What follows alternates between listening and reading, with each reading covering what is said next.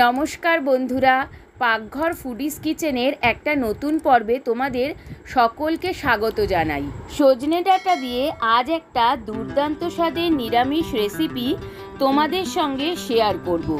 সজনে ডাঁটা মোটামুটি সবার ঘরেই কম বেশি থাকে।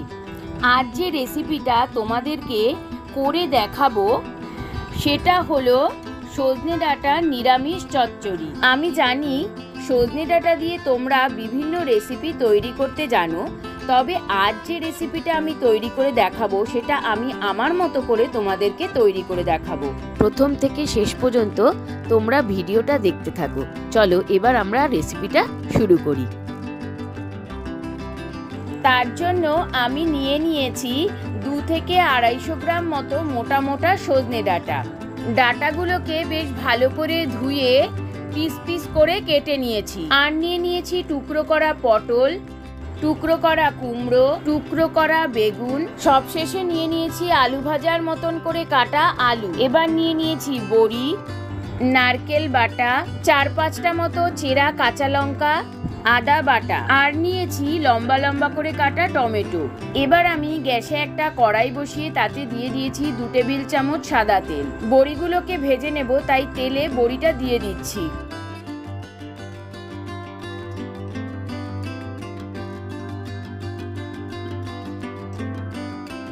বড়িগুলোকে হালকা লাল করে ভেজে নিয়ে একটা প্লেটে তুলে নিচ্ছি। জানো তো বন্ধুরা, গরম গরম বড়ি ভাজা দিয়ে ভাত খেতে কিন্তু দারুণ লাগে।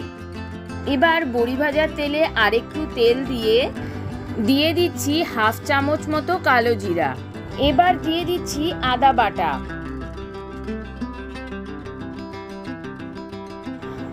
আদা বাটা আর কালো জিরেটা একটু ভেজে নিয়ে আলুটা দিয়ে দিচ্ছি।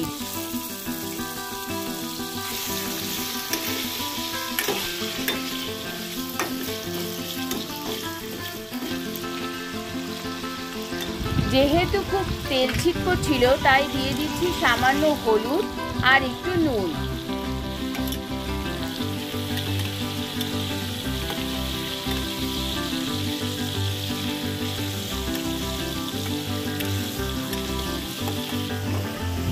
আলুটাকে ভেজে নিয়ে দিয়ে দিচ্ছি পটল।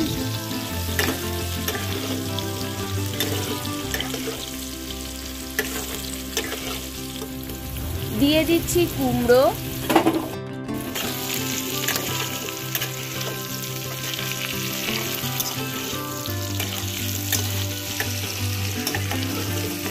সব সবজিগুলোকে হালকা ভাজা ভাজা করে নিয়ে দিয়ে দিচ্ছি বেগুন। বেগুনটা আমি সবশেষে দিলাম, কারণ বেগুনটা খুব তাড়াতাড়ি গলে যায়।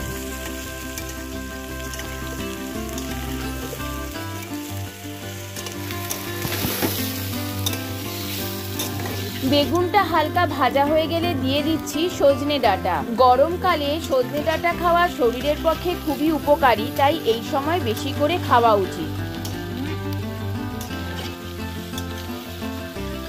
দিয়ে দিচ্ছি চেরা কাঁচা পাকা লঙ্কা। সবশেষে টমেটোটা দিয়ে দিচ্ছি। যাতে টমেটোটা গলে না যায়, গোটা গোটা থাকে, এটা ভাতের সঙ্গে মেখে খেতে কিন্তু খুব ভালোই লাগে। সমস্ত সবজিগুলোকে ভালো করে মিশিয়ে নিয়ে দিয়ে দিচ্ছি 1 চামচ হলুদ গুঁড়ো। তার পরেই দিয়ে দিচ্ছি স্বাদ মতো নুন।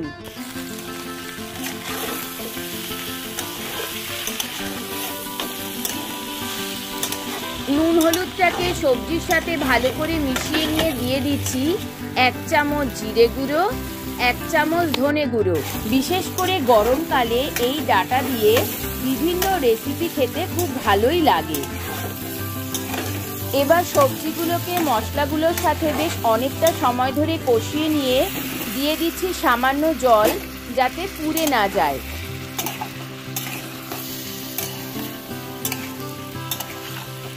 এবার দিয়ে দিচ্ছি নারকেল বাটা।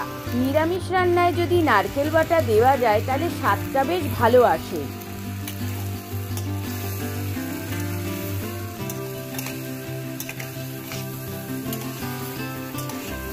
এবার ঢেলে দিচ্ছি পরিমাণ মতো জল, যাতে সবজিগুলো আরো ভালোভাবে সেদ্ধ হয়ে যায়।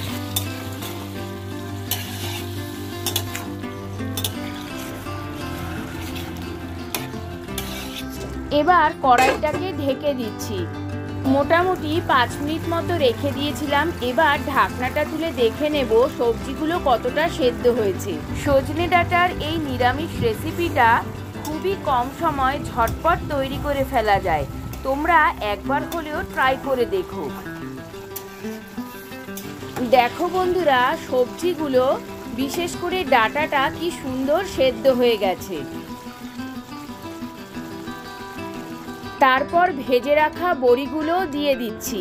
আমি এখানে ভাজা বড়ি ব্যবহার করেছি, তোমরা চাইলে ডালের বড়া তৈরি করেও দিতে পারো, এতে রান্নার টেস্টটা আরও ভালো হবে। সবশেষে দিয়ে দিচ্ছি 1 চামচ চিনি আর দিয়ে দিচ্ছি 1/2 চামচ মতো গরম মশলা।